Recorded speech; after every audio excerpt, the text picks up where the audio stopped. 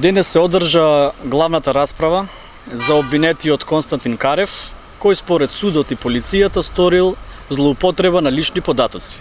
При тоа, во скратена постапка, беше осуден на условна казна затвор од 3 месеци. Што сторил Константин?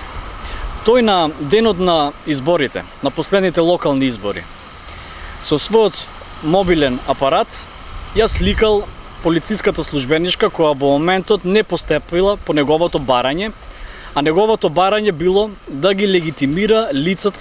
Константин Карев реагирал така на начин што го штител јавниот интерес. Јавниот интерес, кој што треба секој граѓанин да го штити, тоа се фер и демократски избори, не попречувани од никакви партиски структури.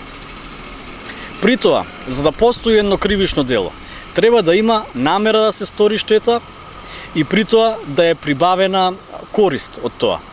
Константин не и нанел никаква штета на полицајката, затоа што во Македонија имавме редица од протести и други политички настани во кои редовно беа снимани полициски службеници како совесно или несовесно си ја вршат својата функција и во многу наврати, како резултат на тие снимки и фотографии, беше докажано дека тие постапувале спротивно на своите овластувања.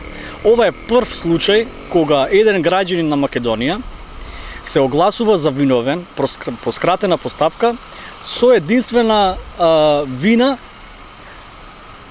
фотографирање на полициски службеник.